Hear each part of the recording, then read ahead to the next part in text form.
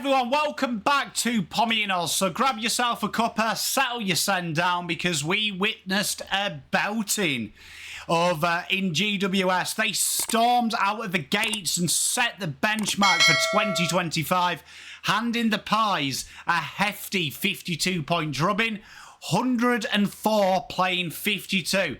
Now, if that doesn't get you excited because Carlton and Collingwood are the same team, everyone hates them, I don't know what will. Today, we will dive into the Giants dominating from start to finish, where it went Pete Tong for the Pies, standout performances, some tactical masterstrokes and some blunders, and of course, our 5 takeaways from the game. So stick around, let's run that intro and get straight into it.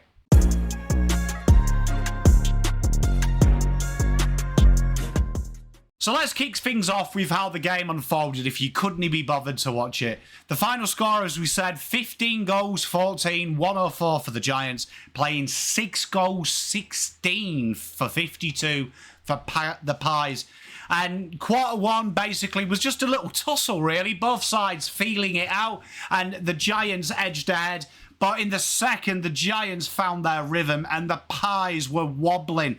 Their ball use was horrific. Their pressure was non-existent. And the Giants tsunami just overwhelmed them. Going into the quarter three, they showed a bit of fight, the Pies, early doors. But GWS had the lead and they were able to play keep offies for it. And then in the fourth, they looked like a forlorn dog, the Pies did at the times. Giants almost exhibition stuff towards the end of the game. They set the tone early. They never looked back. And their intent for the season ahead has to raise your eyebrows here with the Giants, as they looked mighty fine without some big names as well. Some big midfielders to come back there. And obviously the legend that is Jesse Hogan. The Pies do have their own injury worries. But watching that game, does Dan Houston and Jordan De Goey fix that? I don't think it does. The intent wasn't there from the Pies, and the ball use at times was amateur hour. The Giants will walk away from this relatively unscathed, minus their injury to their key ruckman, which could be a big problem. He took a horrific knock in the game, and we hope Briggsy is fine. But the Giants set the benchmark that they are here to play football, and when it's going well, they look mighty fine. The Pies, on the other hand, when it goes bad, it really goes bad. Now let's delve into some of the moments. Finn Callaghan's breakout performance. This guy turned down an absolute boatload of cash, evidently in the off-season, and 33 touches, 7 clearances and 2 goals, announced himself that he's ready to step up. No Tom Green there really just showcased that Callaghan is ready to break the mould that we usually reserve for Kelly and Canelio. His ability to find space under pressure, hit the targets, but also overlap, run and get inside 50 was a real benchmarker for the season ahead. Finn Callaghan's one to watch because he looks like he's ready, fit and firing. Collingwood's inaccuracy inside 50, 6-16, 52 tells the tale. You can't kick goals, you don't win football matches. Bad kicking is bad football. Insert poor analogy there. Every time Collingwood looked like they could relieve a little bit of the pressure valve, they put themselves back under the cosh. And with the defensive transition from them, nearly over 60 points coming from that avenue, GWS were just feasting on handing the ball back. They were reminiscent of Hawks in their dynasty. Almost the behinds equalled a goal for them in the end. And this is an area here that the Collingwood Football Club has put a lot of time and resources into that 3-pillar attack, McStay, Membry and Majacek, and it didn't bear fruit. Membry's miss in front was almost unforgivable, and also they looked really off kilter. It is round 0. I'm going to give them a mulligan before I panic, but it does look like when it's not going right, it is a real big concern for the Pies. The defensive orange wall, this was impregnable at times. It looked like Hadrian's Wall during the Roman era, led by Sam Taylor, who kicked the first goal, GWS's campaign. He was everything. He took everything that came his way. He thwarted countless entries and turned defence into attack in an instant. He was an absolute standout. Cramping issues and injuries. Kieran Briggs suffered a significant injury after colliding with Taylor, leading to a concussion, but question marks will remain. A lot of Pies players went down with cramp. Nick Dacos being the major one there. And this will raise massive issues when it's their most fittest player. They looked really out of sorts. They looked like early years Andrew Mulley. Bit of talent there, but failure in the last avenue. And the third and fourth quarter, the latter half of the third and fourth, it almost felt like they weren't running at all. I question Nick Dacos' predicament at the minute, because in the first quarter, it looked like he was running with a stone in his shoe, to be honest, in my honest opinion. He did look really out of sorts, and that's a lot of Pies.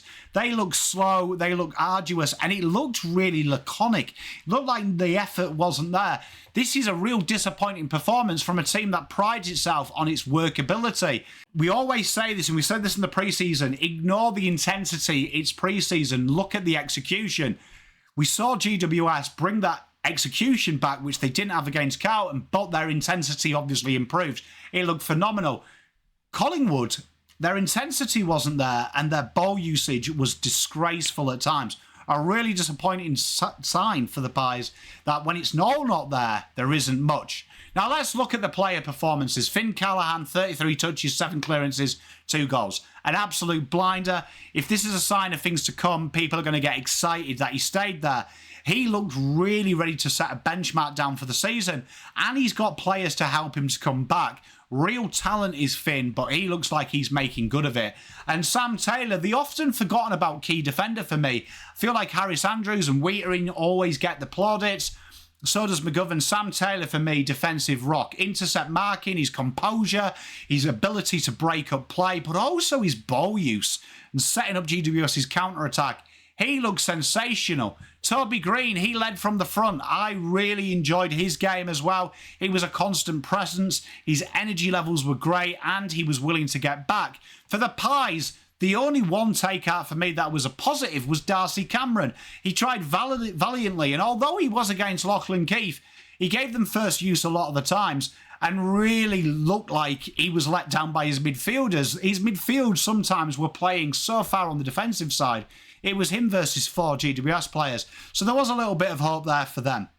Collingwood's forward line, though, struggled to make an impact. This was aided by shocking delivery, but their synergy was lacking. You only have to look at their tackle numbers. This game was played in the back half of GWS, and they were using it to score at will. Half the amount of tackles, they really need to have a look at themselves. This was a real poor performance, and you know what? Even though I'm a Carlton fan, I'm a football fan first, and this was incredibly disappointing from a side that really does pride itself on these fundamentals. The fundamentals were thrown out of the window at times, and honestly, it felt like a pre-season game in the attitude that they applied to this game.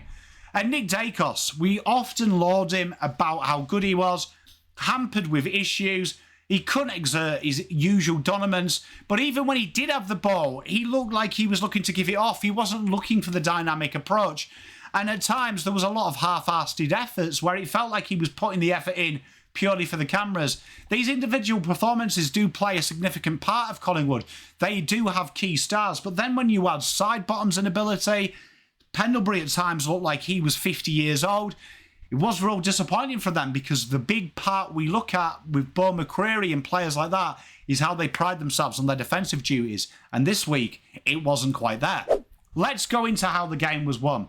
Aggressive ball movement. GWS were relentless in pushing the ball forward, utilising handballs and precise short kicking to really kill the forward zone of Collingwood. And once they got into the midfield, it was game over. Their defensive setup as well.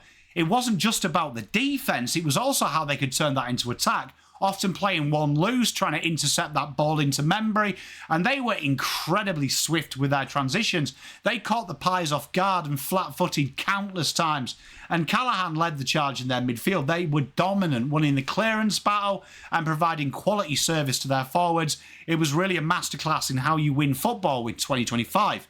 The Pies struggled with ball use all day, missing simple handballs, kicks out of the back line. Their disposal efficiency was notable, was really noticeable. And also their forward entries, they were absolutely shallow, misdirected, picking out GWS players at will, and their fitness concerns, experiencing cramping, and also their ability inside. When you've only kicked 5 goals for a whole 4 quarters of football, but that many behinds, you could have maybe changed moments. This is where we talk about momentum, and that's what Pies do really well. They managed to lose a quarter on paper, but find a way to stay in it by converting these opportunities. Jamie Elliott was guilty of it. Some of their senior heads this week have to look at themselves. The tactical elements really influenced the flow of the game, but then the momentum was shocking at times. Now let's dive into the 5 takeaways. When the Pies lose their position, it comes unstuck. Their game plan heavily relies on precise ball movement and cohesive team defence. And then in this game, their disposal efficiency was shocking, costly turnovers, registering 6-16 on the scoreboard, highlighting their struggles in front of goal. It put way too much pressure on that forward line. The ball use was abhorrent at times. This is a real concern because you've always got to have one of them 3 fundamentals. And it really did showcase what happens when it doesn't. Sides have got so close now, and pressure is only one part of the avenue. The one thing the Pies usually pride themselves on is they can stay in the game. And this week, their forward line has got better on paper, but Schultz, Elliott, really poor performances. It exposed them when they were transitioning out the back half. GWS just could do what they want. Their forward line needs to be better. Talking about their backline, Giants' backline showcased a masterclass. They were just dominant. Absolutely dominant. Every time they had an intercept, it looked like a goal, and their advances were struggling. The counter-attack system made the Pies look slow. GWS looked to get it there quick, fast, and where we saw last week, their intensity was off against Callaghan, but also their execution was shocking, like Collingwood's this week. Really showcase when it goes well, it looks really good. And that allowed Callaghan for number 3. His midfield craft was exceptional. Maturing into a pivotal player before our very eyes. Was a clearance threat, tackle threat, and even towards the end of the game, he ran out the game so well. This is a positive sign. He looks good. Crams for the Pies at number 4. Several players, notably Nick Dacos, were visibly hampered. Now, it was a hot day, but GWS were playing in that too. It raises questions about the conditioning.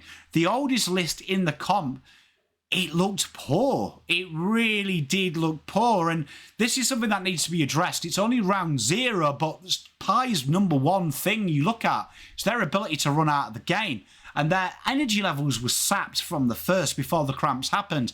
This is a real concern, and they've got to look at this ASAP because big games coming ahead, you don't want to fall behind the 8 ball. Obviously, the early games, we've seen Brisbane 0 and 4 last year, but they need to iron this on because it did feel like Collingwood weren't the identity in which they pride themselves on.